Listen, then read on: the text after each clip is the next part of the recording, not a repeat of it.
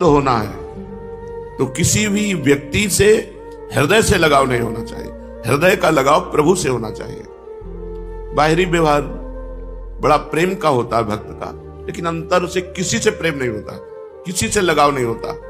तो गत संगस्य, क्रियाओं से, पदार्थों से, घटनाओं से, परिस्थितियों से, व्यक्तियों से जो हमारा जुड़ना है, जो उसमें लगाव है, वो संगस्य है। और लगाव ना रहना गत संगस्य। मुक्त पुरुष का लक्षण क्या है? गत संगस्य मुक्तस्य। जो मुक्त पुरुष है वो गत संगस्य, किसी भी क्रिया, पदार्थ, घटना, परिस्थिति, व्यक्ति से उसका लगाव नहीं होता। किसी भी क्रिया, किसी भी पदार्थ, किसी भी घटना, किसी भी परिस्थिति, किसी भी व्यक्ति से उसका लगाव नहीं होता। यह लगाव ही बंधन का कारण है।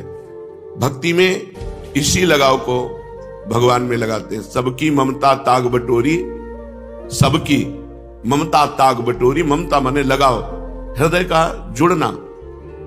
हम सबका हृदय सब जगह जुड़ा हुआ है, परमात्मा से नहीं जुड़ा। और सिद्ध पुरुष का सब जगह से हटा होता है। गत संगस्य मुक्तस्य, सब संगों से मुक्त होकर के केवल परमात्मा में जुड़ा होता है। न शरीर में, न अंतःकरण में, न बाह्य करण में, न बाह्य परिस्थिति में, वो अपनी स्थिति में रहता है। वास्तव में मनुष्य अगर स्वरूप की तरफ देखे तो हर समय असंग ही रहता है। असंगोहम पुरुषा, मैं असंग हूं। जो मैं तत्व है वो असंग है। इसके अलावा जो हमारा बंधन हुआ वो यही मैं का आरोप कर लेने से हुआ। ये बात जब तक शुद्ध अंतःकरण नहीं, तब तक हमारी ये बात समझ में नहीं आएगी जो श्री भगवान गीता जी में कह रहे हैं। 2-4 माला जप लेना और भी भगवत कार्य कर लेना, लेकिन साथ में परिस्थिति का भोग करना, व्यक्ति से लगाव रखना, क्रियाओं में कर्तापन होना, घटना में विक्षिप्त हो जाना, ये सब हो रहा है। वास्तव में मनुष्य स्वरूप से असंगो अहम पुरुषः, जो ये पुरुष है, आत्म तत्व है, ये कभी किसी का संग नहीं करता। संग करने से ही बंध गया। स्वयं में असंग है। अगर थोड़ा सा ज्ञान हो जाए तो ये असंगता को प्राप्त हो जाए। किंतु असंग होते हुए भी ये शरीर, इंद्रियां, मन, बुद्धि, पदार्थ, परिस्थिति, व्यक्ति आदि से संबंध मानकर सुख की इच्छा से उनमें लगाव कर लेता है। सुख की इच्छा, इससे सुख मिलेगा तो व्यक्ति से लगाव कर लिया, सुख मिलेगा क्रिया से लगाव कर लिया, सुख मिलेगा परिस्थिति से लगाव कर लिया, सुख मिलेगा पदार्थ से लगाव कर लिया। इन्हीं में बंधा हुआ है। क्रिया, घटना, परिस्थिति, पदार्थ, व्यक्ति, इसी में बंधा हुआ है। बंधा हुआ ना भगवान का प्रेमी होता है, ना ज्ञानी होता है। मुक्त होना पड़ेगा। हर क्रिया, हर परिस्थिति, हर घटना, हर पदार्थ, हर व्यक्ति भगवान से जोड़ दो। इसमें हमारे श्यामा श्याम विराजमान है। ये श्यामा श्याम के लिए क्रिया है, ये श्यामा श्याम के लिए पदार्थ है, ये श्यामा श्याम की वस्तु है, श्यामा श्याम की दी हुई परिस्थिति है, श्री श्यामा श्याम के द्वारा विधान की हुई घटना है। हमको विक्षिप्त नहीं होना, हमें उससे नहीं जुड़ना, हमें श्यामा श्याम से जुड़ना है। असंग स्वरूप है, पर शरीर, इंद्रियां, मन, बुद्धि, पदार्थ, परिस्थिति से व्यक्ति सुख लेने की इच्छा से लगाव कर बैठता है। बिल्कुल सत्य। सुख की इच्छा से ही बंधता है।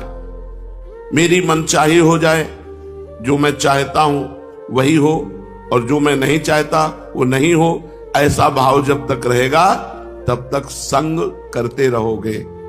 वस्तु, व्यक्ति, स्थान, परिस्थिति, घटना, शरीर, इनका संग हो। और जब तक संग होता रहेगा तब तक न भक्त हो, न ज्ञानी हो, न योगी हो। तीनों को असंग होना पड़ेगा। वास्तव में होता वही है जो होने वाला है। हम क्यों चाह करें? हम चाह करके फंसे क्यों किसी वस्तु, व्यक्ति, स्थान, घटना में? जो होना वही होगा। राई घटे न तिल बढ़े, रहुरे जीव निशंक। जो विधना ने लिख दिया छठी राव के अंक, राई घटे न तिल बढ़े, रहुरे जीव निशंक। हम क्यों चाह करें? न वस्तु की, न व्यक्ति की, न परिस्थिति की। जिस समय जो वस्तु, व्यक्ति, परिस्थिति, घटना जैसी होगी हो जाएगी। हमको तो हर समय भगवत स्मरण परायण रहना है। जो होने वाला है उसे चाहें या ना चाहें वो होके रहेगा, और जो नहीं होने वाला है उसे चाहें या ना चाहें वो नहीं होगा। जो नहीं होने वाला आप चाह करो या ना करो नहीं होगा, जो होने वाला है आप चाह करो या ना करो होके रहेगा। अतः अपनी मनचाही करके साधक फंसता है, बिना कारण फंसता है और फंस करके दुख भोगता है। इसलिए उपासक को चाहिए गत संगस्य, क्रियाओं से, पदार्थों से, व्यक्ति से, वस्तु से, घटना से अपना कोई संबंध नहीं है। ये हर समय ज्ञान जागृत रखे, लेकिन बहुत कठिन है। मुक्तस्य,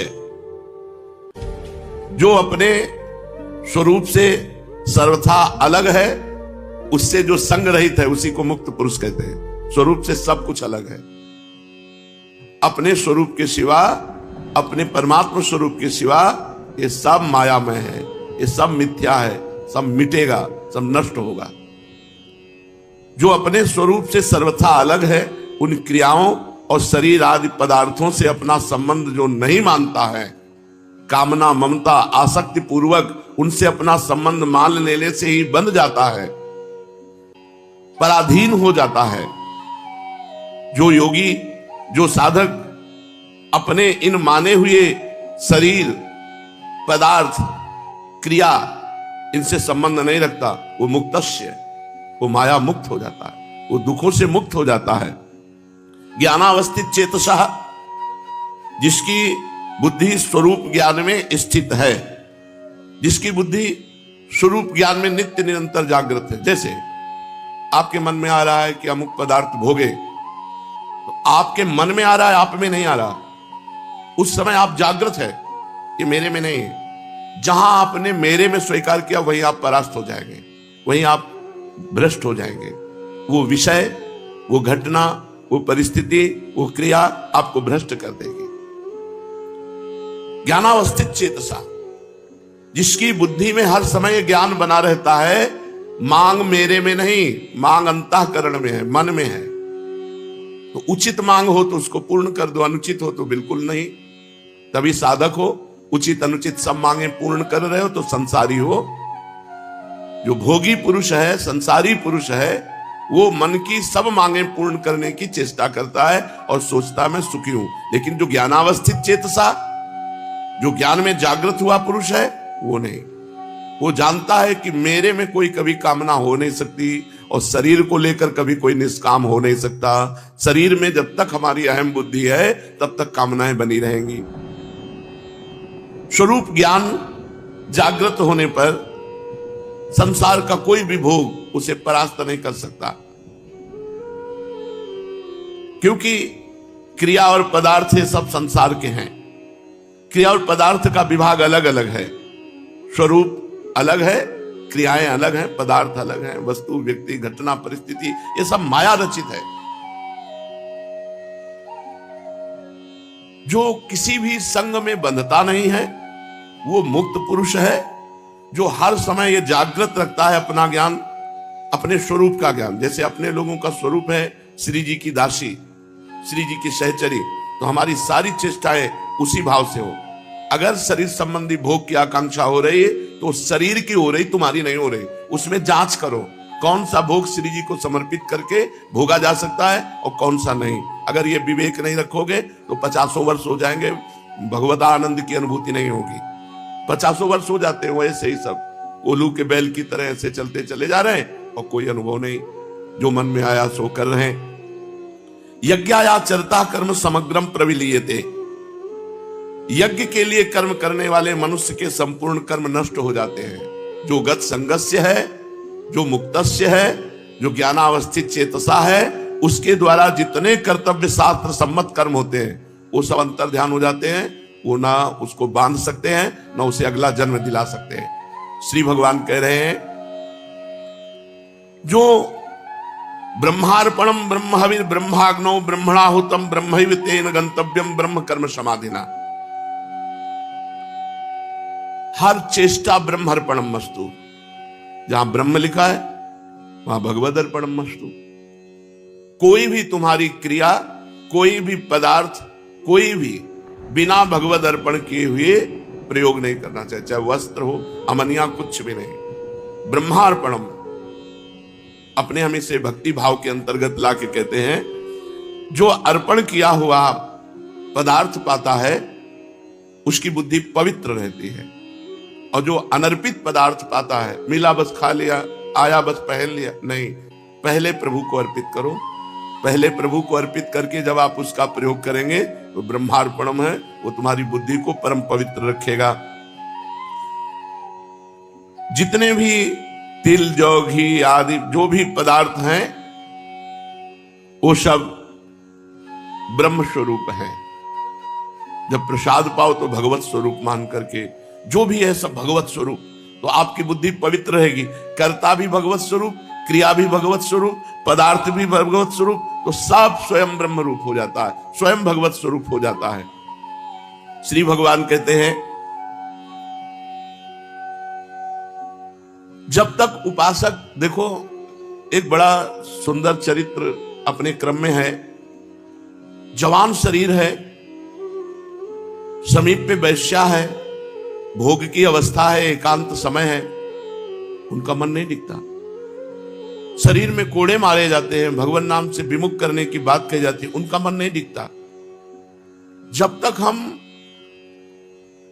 समस्त आसक्तियों का त्याग कराने वाले भगवान नाम में प्रीति नहीं करते, तब तक सुन भले लो ये स्थिति, हृदय में वो स्थिति आने वाली नहीं है। हृदय में स्थिति तभी आती है जो हमारे अंदर भजन होता है। आप थोड़ा सुनो और डट के भजन करो, देखो आप में स्थिति आ जाएगी।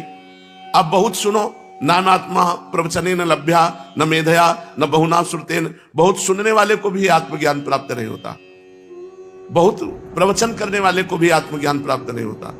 जो इसको वर्ण कर लेता है उसको प्राप्त होता है। वर्ण करने का मतलब डट के भजन करो, किसी से संबंध मत रखो, जो पदार्थ मिले शरीर उपयोगी वो भगवान को अर्पित करके बस चुपचाप ले लो, और इंद्रियों के भोग विलास से बचो। ये बहुत प्रपंच है, पूरे जीवन को नष्ट कर देता, पूरे जीवन को नष्ट कर। ये 6 विकार, काम, क्रोध, लोभ, मोह, मद, मत्सर, ये क्रम बाई क्रम आते रहते हैं। कभी नाराजगी आ गई तो क्रोध अपहरण कर ले गया भजन का फल, कभी काम आ गया तो भजन का फल, कभी परिवार से मोह हो गया, कभी अहंकार हो गया, कभी लोभ हो गया, कभी ईर्ष्या, यही सब हमारे भजन को ढके रहते हैं। डट के भजन करो तब बात बनेगी। परम पावन चरित्र श्री ठाकुर हरिदास जी महाराज का, वो यद्यपि यवन कुल में प्रकट हुए हैं, पर श्रीमद् भागवत में कहा गया, अहोबत सुपचतो गरीयान यज्ञाग्ञे वर्तते नाम तुभ्यम ते पुस्तपस्ते जुहुः सस्नु राजा ब्रह्मानुचुर नाम गृणंती एते। आहा, माता देवहूति जी भगवान कपिल देव जी से कहते हैं, अहोबत स्वपचतो गरीयान, वो स्वपच, वो चांडाल भी, गरीयान माने श्रेष्ठ है, जिसकी जिह्वा पर आपका नाम विराजमान है। तेपुस तपस्ते, उसने सारी तपस्या कर ली, शास्त्र स्वाध्याय कर लिया, सब तीर्थ याटन कर लिया, सब कुछ कर लिया, विधिवत हवन पूजन साधन सब हो गया। जिसकी जिह्वा के अग्रभाग पर आपका नाम विराजमान है, वो चांडाल भी सर्वश्रेष्ठ परम पूजनीय वंदनीय है। जिनकी तनिक सी कृपा की कोर के ही कारण ये नाम रूपात्मक संपूर्ण संसार स्थित है, जिनके भ्रूभंग मात्र से त्रिगुणात्मिका प्रकृति अपना सभी कार्य करती है और बंद कर देती है। भ्रकुटी विलास सृष्टि लय हुई। उन अखिल कोटि ब्रह्मांड नायक भगवान के नाम का महात्म का वर्णन बेचारी अपूर्ण भाषा कर ही क्या सकती है। हरिनाम स्मरण से क्या नहीं हो सकता। देखो, भगवान का भजन करना है, पर गत संगस्य, किसी का संग मत करो। मुक्तस्य, हर व्यक्ति वस्तु पदार्थ घटना परिस्थिति से बिल्कुल अलग रहो। ज्ञानावस्थित चेतसा, हर समय चेतना जागृत करते रहो। मैं भगवत स्वरूप हूं, मैं श्री जी की सहचरी हूं, मैं दास हूं, मैं सखा हूं। जो भगवान ने आपको गुरुदेव के द्वारा भाव दिलाया है, उसी भाव से जागृत रहो। हर समय जो भी आप प्रयोग करो, ब्रह्मार्पणम, भगवद अर्पण करके, तब नाम का रंग। नाम भी जप रहे हो, मनमानी आचरण भी कर रहे हो, इसीलिए उसका रंग नहीं चढ़ रहा। भगवान नाम जप से कौन सा कार्य सिद्ध नहीं हो सकता। जिसकी जिह्वा को सुमधुर श्री हरि के नाम रूपी रस का चस्का लग गया है, उसके लिए फिर संसार में कोई प्राप्य वस्तु ही क्या है। यज्ञ, योग, जप, तप, ध्यान, पूजा, निष्ठा, समाधि सभी का फल भगवान नाम में प्रीति होना है। भगवान नाम में प्रीति हो गई तो आपने यज्ञ कर लिया, जप कर लिया, तप कर लिया, ध्यान कर लिया, पूजा, निष्ठा, योग, समाधि सबका फल मिल गया आपको। और भगवान नाम जप में प्रीति नहीं हुई तो सब आपका निरर्थक गया। यदि इन कर्मों के करने से भगवान नाम में प्रीति नहीं हुई तो इन कर्मों को व्यर्थ ही समझना चाहिए। इन सभी क्रियाओं का अंतिम और सर्वश्रेष्ठ फल यही है कि भगवान के नाम जप करने में निष्ठा हो जाए। हर समय जिह्वा रसमयी होती हुई बस नाम चल रहा है। जब नाम की ध्वनि चलती है ना तो कुछ सुहाई नहीं देता। जब नाम का नशा चढ़ता है तो बहुत बड़ी सामर्थ्य आ जाती है। बस नाम कैसे बन करके जपना, यह बात ध्यान रखना है। हर परिस्थिति में राजी रहना है, कोई आसक्ति नहीं, कोई चाह नहीं। जो चाहो भगवान के चरणों में अर्पित कर दो। असंग रहो, किसी का संग मत करो, तभी नाम का रंग आएगा। किसी का संग करोगे तो उसका प्रभाव आपके नाम जपने की रुचि पर पड़ जाएगा और नाम छूटने लगेगा, नाम में आपका भाव नहीं बनेगा। समस्त सर्वश्रेष्ठ फल है साधनों का नाम में प्रीति हो जाना। भगवान नाम ही साध्य है और सभी कर्म साधन मात्र हैं। नाम जप में देश, काल, पात्र, जाति, वर्ण इसका नहीं, किस जाति का, किस वर्ण का, किस समय, किस कोई पात्र है कि नहीं, ये सबका अधिकार है भगवान नाम जप करने में। पवित्र अपवित्र इनका भी व्यवहार नहीं। अपवित्र पवित्रो वा सर्वावस्थांगतोपि वा या स्मरेत पुंडरीकाक्षम सवायाभ्यांतरा शुचि। वो भीतर और बाहर से पवित्र है। जो भगवान नाम जप कर रहा है उसमें पवित्रता का भी विधान नहीं। तुम जैसी हालत में हो, जहां हो, जैसे हो, जिस किसी भी वर्ण के हो, जैसी भी स्थिति में हो, हर समय हर काल में श्री हरि के सुमधुर नामों का संकीर्तन, नाम जप कर सकते हो।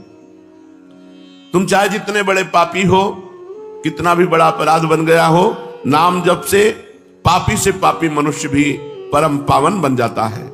अत्यंत नीच से नीच भी सर्व पूज्य बन जाता है। सर्व पूज्य हो बत स्वपचतो गरियान। गरियान माने सर्वश्रेष्ठ, स्वपच माने चांडाल। नीच चांडाल भी जिसकी जिह्वा के अग्रभाग पे भगवान का नाम है वो सर्व पूज्य हो जाता है। छोटे से छोटा जगत पूज्य बन जाता है। छोटे से छोटा जगत पूज्य बन जाता है। बुरे से बुरा महान महात्मा बन जाता है। कबीरदास जी कहते नाम जपत कुष्ठी भलो, चुई चुई गिरे जो चाम, कंचन देह किस काम की, जी मुख नाहि राम। भले रोगी शरीर है, भले निकृष्ट है, कोई छू नहीं रहा, बड़ा गंदा शरीर है, पर मुख में भगवान का नाम है तो जगत पावन करने वाला है। और कंचन के समान देह है और भजन नहीं हो रहा है, वो किस काम का शरीर, नष्ट हो जाएगा, किसी काम का नहीं। भक्ताग्रगण्य महात्मा हरिदास जी मुसलमान कुल में, यवन कुल में जन्म लिए थे, पर पता नहीं कौन से जन्मों का पुण्य एकत्रित हुआ कि बचपन से ही भगवान नाम में प्रीति हो गई। भगवत भक्त वैष्णवों के संग से ऐसी भगवान नाम में प्रीति हुई कि अलौकिक निष्ठा। महात्मा हरिदास जी का जन्म बंगाल के यशोहर जिले के अंतर्गत बुड़न नाम के ग्राम में हुआ था। ये जाति के मुसलमान थे। बाल्याकाल में ही इनके माता पिता परलोकगामी बन गए, इसलिए छोटेपन से ही ये घर द्वार छोड़कर वैष्णवों का संग कर लिया, जिससे निरंतर हरि नाम में प्रीति हुई। और ये पूर्व में कोई शुभ संस्कार नहीं थे, केवल भगवान के नाम की प्रीति का प्रभाव था, भगवान के नाम जप का। ऐसे बहुत से लोग देखे गए जो पहले बिल्कुल भ्रष्ट आचरण वाले थे और नाम जप के प्रभाव से वो महान बन गए। देखो, यवन कुल में जन्म होने पर भी वैष्णवों के संग से भगवान नाम में स्वाभाविक निष्ठा जम गई। भगवान ने वैसे कहा है कृपा करके, यस्याहम् अनुग्रहणामि हरिस्य तद्धनम सनहि। जिस पर मैं कृपा करता हूं उसका सब कुछ अपहरण कर लेता हूं। तो देखो, हरिदास जी के ऊपर कृपा हुई, माता पिता बाल्यावस्था में ही पधार गए, कोई पूछने वाला नहीं, तो वैष्णव भक्तों का संग हुआ, उनके संग से भगवान नाम में प्रीति हो गई। भगवान जिस पर कृपा करते हैं उसको केवल केवल अपना रास्ता देते हैं, और जो कृपा का पात्र नहीं बनता उसे संसार दे देते हैं। हरिदास जी के पास अपना कहने वाला कोई था ही नहीं, क्योंकि माता पिता पधार ही गए, वैष्णवों के संग से ही जीवन कट रहा था। एक कमंडल भी नहीं था इनके पास, बस ये गांव में भिक्षा मांग लेते, भिक्षा में जो कुछ मिल जाता 24 घंटे में एक बार उसे पा लेते, और हर समय नाम जप करते थे। काफी समय अद्वैताचार्य जी के पास रहे। घर छोड़कर ये वन ग्राम के समीप बेनापोल नाम के घोर निर्जन वन में एक फूस की कुटी बनाई, और वहां अकेले नौ किशोर अवस्था से बेनापोल में एक फूस की झोपड़ी में बस नाम जप कर रहे। अब नाम जप से चेहरे में तेज आता है। अगर शरीर स्वस्थ हो और ब्रह्मचर्य हो और नाम जप करे तो उसके चेहरे पे एक लावण्य होता है, एक आकर्षण होता है, एक खिंचाव होता है। इनके तेज से, प्रभाव से वहां के सभी प्राणी एक प्रकार अलौकिकता का अनुभव करते, शांति का अनुभव करते। जो भी जीव इनके सन्मुख आता वही इनके प्रभाव से प्रभावान्वित हो जाता। ये कितना नाम जप करते थे? 3 लाख। हरे राम राम राम हरे हरे, हरे कृष्ण कृष्ण कृष्ण हरे हरे। 3 लाख नाम जप करते थे, उच्च स्वर से करते थे। भगवान नाम का उच्च स्वर से 3 लाख नाम जाप करते बेनापोल में, फूस की झोपड़ी बनाकर जंगल में। वहां का वातावरण ही बदल गया था। जो जाता उसे शांति का अनुभव होता। प्राणी मात्र की निष्कृति का ये भगवान नाम को ही एकमात्र साधन समझते थे। इससे थोड़े ही दिनों में इनका यश फैल गया। दूर दूर से लोग दर्शन करने आने लगे, बड़ी भीड़ लगने लगी। तो भीड़ लगने में कुछ श्रद्धालु होते हैं तो कुछ अश्रद्धालु भी होते हैं। दुष्ट बुद्धि के लोग भी ये देखने के लिए आए कि भाई क्या है। उनको इनका प्रभाव देखकर असह्य हुआ और अकारण जलने लगे हरिदास जी से और द्वेष मानने लगे। ईर्ष्यालुओं में वहां एक रामचंद्र खां नाम का बड़ा भारी जमींदार था। वो इन्हें भ्रष्ट करना चाहता था, नीचा दिखाना चाहता था। इनके बड़े हुए यश को धूलि में मिलाने की बात सोचने लगा। साधकों को पतित करने के लिए भगवान की माया परोसती है कंचन कामिनी कीर्ति। ये ले भोगो इनको, भगवान का भजन छोड़ो और इनको भोगो। कीर्ति से भी भारी है कामिनी। कामिनी का प्रलोभन सर्वश्रेष्ठ 3 में समझा जाता है। कंचन, कामिनी, कीर्ति में कामिनी का सबसे ज्यादा समझा जाता है। रामचंद्र खां ने सोचा इसी प्रलोभन के द्वारा हरिदास जी को भ्रष्ट कर दिया जाए, किंतु उनको क्या पता, सीम की चाप सके को तासु, बड़ रखवार रमापति जासु। बड़े भारी रक्षक भगवान जिनके हैं उनको कौन पतित कर सकता है। चाहे संपूर्ण संसार क्यों न बैरी हो जाए, भगवान के भक्त का बाल भी बांका नहीं कर सकता। पूरा संसार खिलाफ हो जाए तो भगवान के भक्त का बाल भी बांका नहीं कर सकता। किंतु नीच पुरुष अपनी नीचता से बाज थोड़े ही आते हैं। उनको तो यही लगता है मैं अपनी नीचता से इनको नीचा दिखा दूंगा। रामचंद्र खां ने एक 16 वर्ष की वैश्या को पैसे से प्रलोभित किया और कहा अगर हरिदास जी का तुम ये जो भजन भाव है ये रोकवा दोगी, भंग कर दोगी, उन्हें भ्रष्ट कर दोगी तो जितना रुपया कहोगे उतना देंगे। अब वो रूप वाली 16 वर्षीय वैश्या प्रतिज्ञा की, मैं आपको वचन देती हूं इनको 3 दिन में मैं अपने मार्ग में ले आऊंगी, अर्थात भ्रष्ट करके बेविचारी बना दूंगी। वो खुद सज धज करके ठाकुर हरिदास जी के आश्रम पर पहुंची।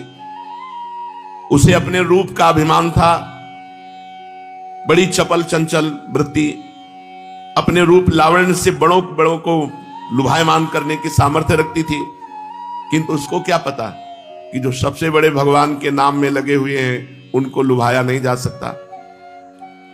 उनको बाहरी संसारिक रूप लावण्य नहीं आकर्षित कर सकता। जिनकी जिह्वा पे भगवान का नाम है, हृदय में भगवान का ध्यान है। अब देखो, जंगल है, एकांत है, जवान वैश्या है 16 वर्ष की, और वो भ्रष्ट करने के लिए आई हरिदास जी के पास। कितना भारी महान त्याग, कैसा अपूर्व वैराग्य, कितना अद्भुत इंद्रिय निग्रह। आप हृदय पर विचार कर देखो, यदि अपने लोगों के साथ ऐसा संयोग हो तो हालत क्या हो जाएगी। हरिदास जी की युवा अवस्था एकांत शांत स्थान है और परम लावण्य प्रकट हो रहा है। उनके चेहरे से भगवान नाम जप कर रहे हैं और लावण्य युक्त सुंदरी 16 वर्षीय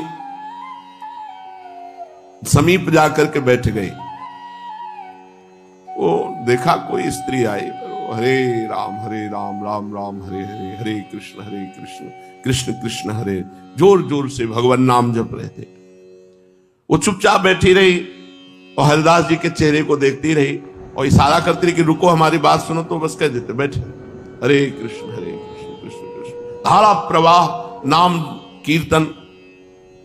दिन बीता, शाम हुई, रात्रि भर बैठी रही, कोई बातचीत नहीं। कितनी बड़ी हिम्मत! ये केवल बातें मारने से नहीं होता है, हिम्मत की बात होती है। अपने अपनी छाती में हाथ रख करके देख लो कि क्या हो परिस्थिति, जरा अनुमान करो। जंगल है, रात्रि है, एकांत है, नवीन युवती है और भोग के लिए आई है। और ऐसे महापुरुष, नाम कीर्तन नहीं छोड़, बलिहारी है, कोटि कोटि प्रणाम है। ऐसे महापुरुषों का यश सुनकर के ही अपने लोगों में कुछ हिम्मत आ सकती है, नहीं तो भगवती माया बहुत प्रबल है। रात बीती, प्रातः काल हुआ, फिर वो खा पी के श्रृंगार करके फिर बैठी। फिर दोपहर, शाम, रात्रि, प्रातः, इस प्रकार 4 दिन 4 रात्रि व्यतीत हो गई। हरिदास जी ने वार्ता भी नहीं की। वो वैश्या रोज सज धज करके आती, 24 घंटे बैठी रहती, फिर जाती, फिर सज धज के आती, फिर बैठी रहती। कभी कभी वो बीच में रोकने की इच्छा करती, पर वो हिम्मत न पड़ती। लाल चेहरा, हरे कृष्ण कृष्ण कृष्ण हरे हरे। एक बार हिम्मत करके रोका, आप हमारी बात सुनो। तो उन्होंने नम्रता से कहा, मेरा नाम जप की संख्या पूरी हो जाए, आराम से बात करूंगा। पर 3 लाख नाम जप अखंड चल रहा है। नाम जप की संख्या 10-20 हजार हो तो बात 3 लाख नामों का जप करना था, और वो भी उच्च स्वर से।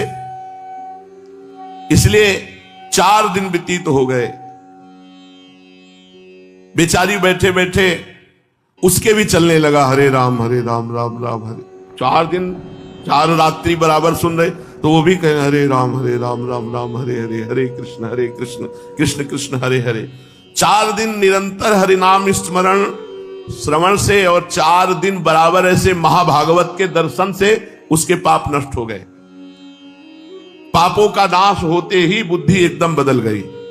अब उसका हृदय उसको बार बार धिक्कार देने लगा, अरे नीच, ऐसे महापुरुष को कितना बुरा भाव लेकर तू आई है, जो निरंतर भगवान के स्मरण में तुम उनको भ्रष्ट करने की बात सुन। रोने लगी, वैश्या रोने लगी। उस इतना ताप हृदय में हुआ, इतनी जलन हुई कि वो सह न सकी। अत्यंत दीन भाव से चरणों में लौट गई हरिदास जी के। आंखों में आंसू बह रहे हैं, हृदय जल रहा है। गदगद कंठ से कहा, महाभाग, सचमुच सचमुच आप भगवान के महान भक्त हैं, आप पतित पावन हैं, आप जीवों पर अहेतु की कृपा करते हैं, आप परम दयालु हैं। अपनी कृपा के लिए आप पात्र का विचार न करके प्राणी मात्र के प्रति समान भाव से दया करते हैं। देखो, मैं आपको भ्रष्ट करने आई थी शब्द हो गया, अब है नहीं, अब है नहीं भाव, पहले भाव था। मुझ जैसी नीच पतित लोक निंदित खोटी बुद्धि वाली अधम वैश्या के ऊपर आपकी कृपा हो गई। भगवान, मैं खोटी बुद्धि से आपके पास आई थी, किंतु आपके 4 दिन के दर्शन और नाम कीर्तन श्रवण के प्रभाव से मैं एकदम बदल गई। श्री हरि के सुमधुर नामों के श्रवण मात्र से ही मेरे कलुषित विचार भस्मीभूत हो गए। ये गत संगस्य, ये है गत संगस्य। किसी के भी संग का रंग नहीं। गत संगस्य मुक्तस्य ज्ञानावस्थित चेतसा, ये स्थिति है। इसे कहते हैं स्थिति। और यह स्थिति प्रवचन करने या सुनने से नहीं आई, खूब डट के नाम जप करने से आई है। सत्संग सुनो और खूब भजन करो, भजन करने से स्थिति जागृत होती है। अब वो वैश्या रोकर कहने लगी, हे प्रभु मैं आपकी शरण में हूं, मुझ पतिता अबला का उद्धार कीजिए, मेरे घोर पापों का प्रायश्चित बताइए, क्या मेरी भी निष्कृति का कोई उपाय हो सकता है। इतना कहते कहते वो हरिदास के चरण पकड़ लिए और खूब आंसुओं से चरण भिगोने लगी।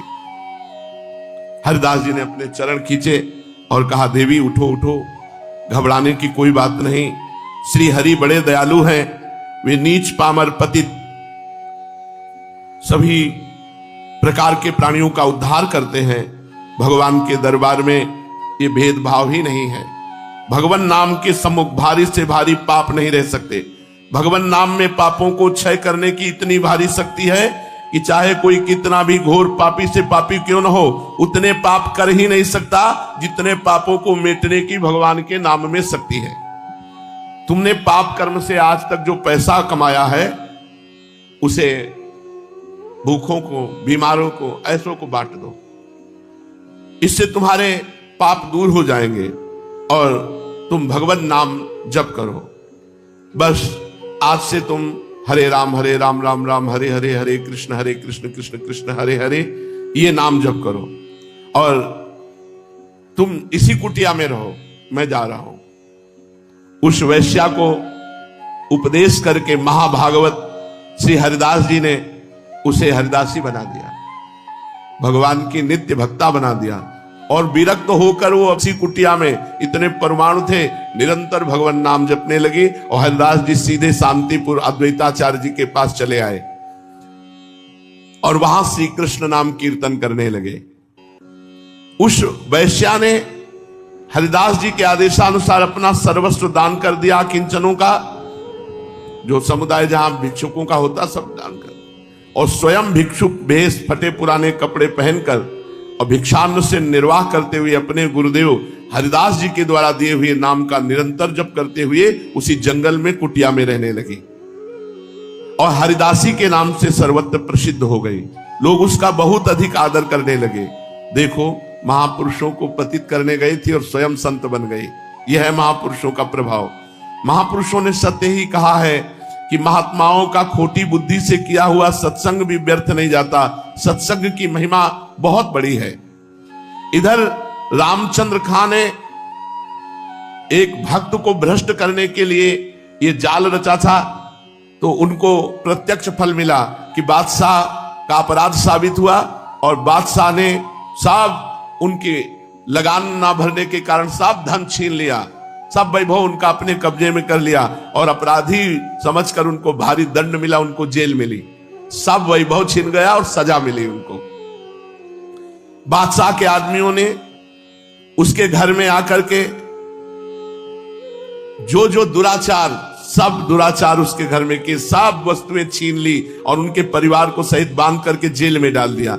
जो भक्तों का बुरा चाहता है तो समय थोड़ा भले लगे, लेकिन उनका बहुत बुरा होता है। भक्त का तो बुरा हो ही नहीं सकता क्योंकि भगवान रक्षक है। जब तप भजन पूजन तथा लौकिक पारलौकिक सभी प्रकार के कार्यों में विश्वास ही प्रधान है। जिसे जिस पर जैसा विश्वास जम गया उसे उसके द्वारा वैसा ही फल प्राप्त हो सकेगा। फल का प्रधान हेतु विश्वास ही है। विश्वास के सम्मुख कोई बात असंभव नहीं।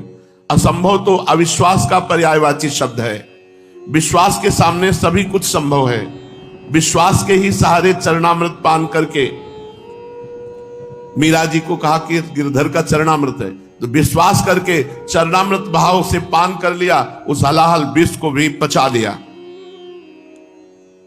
नामदेव ने विश्वास करके ही भगवान की श्री विग्रह को अपने हाथ से भोजन पवाया, दूध पिलाया, मूर्ति को दूध पिलाया, मूर्ति को भोजन पवाया। भक्तों में दृढ़ विश्वास ही चमत्कार है। जिनकी भगवान नाम पर दृढ़ विश्वास है कि हमारा काम हो जाएगा, इसी से दृढ़ निष्ठा है, उन्हें भारी से भारी विपत्ति भी साधारण सी मालूम पड़ती है। भगवान नाम पर दृढ़ निष्ठा तो भारी से भारी विपत्ति भी साधारण भयंकर से भयंकर विपत्ति भी उन्हें विचलित नहीं कर सकती। ध्रुव, प्रहलाद इनके पावन चरित्र प्रमाण है। ये चरित्र तो बहुत प्राचीन है, किंतु महात्मा हरिदास जी का नाम निष्ठा का ज्वलंत प्रमाण अभी का है, कुछ ही समय का है।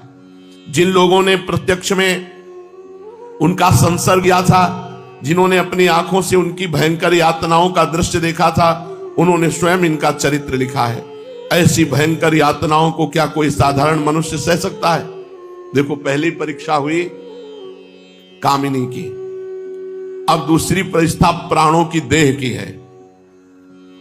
देह प्राण ते प्रिय कछुनाहि, भगवान को समर्पित है तुम्हारा देह। तनुवांग मनोभिर, तन मन वाणी समर्पित होना ही शरणागति है।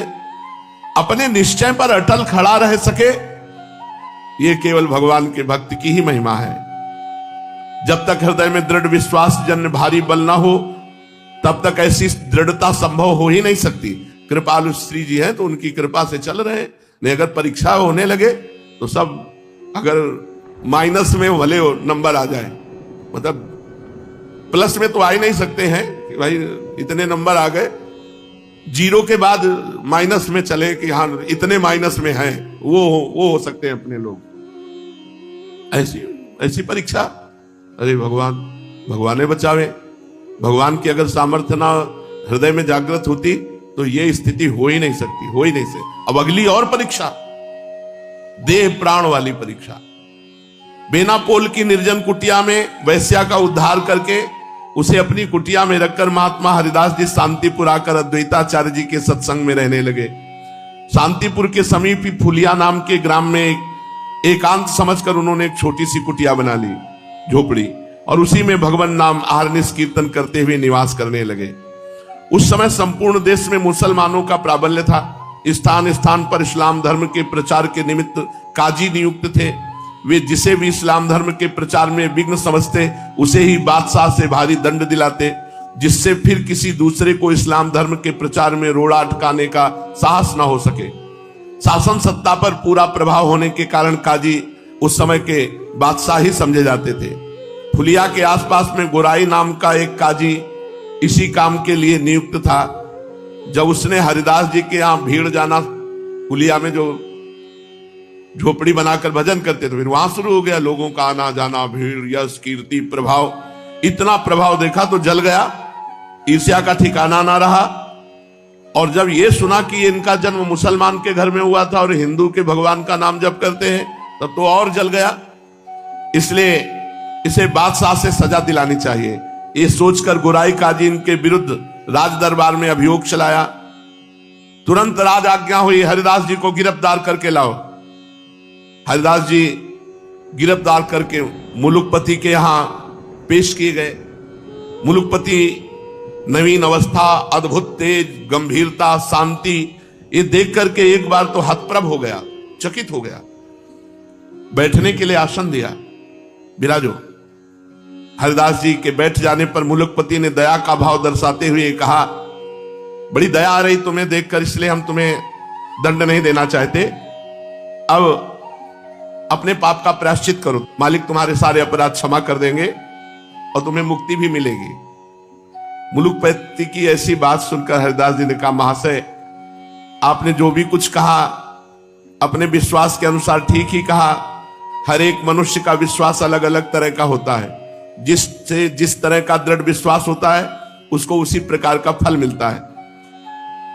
ये दूसरों को धमकाने से अथवा लोभ से जो अपने स्वाभाविक विश्वास को छोड़ देते हैं, डरपोक होते हैं। ऐसे पुरुषों को कभी परमात्मा की प्राप्ति नहीं होती, जो धमकाने से या प्रलोभन से अपने निष्ठा को छोड़ दे। आपने अपने विश्वास के अनुसार ठीक कहा, किंतु मैं दंड के भय से अब हरिनाम नहीं छोड़ सकता। कितनी बड़ी हिम्मत की बादशाह के सामने। मुझे पुण्य हो या पाप हो, बंधन हो या मोक्ष हो, इसकी कोई परवाह नहीं। मैं अगर नरक का भागी बनूंगा तो भी मुझे स्वीकार है। मैं भगवान नाम नहीं छोड़ सकता, मेरी निष्ठा है। फिर चाहे इसके लिए मुझे प्राण क्यों न देना पड़े, बलिहार है। अरे सुन रहे हो, केवल बादशाह के सामने जबान नहीं खुल सकती।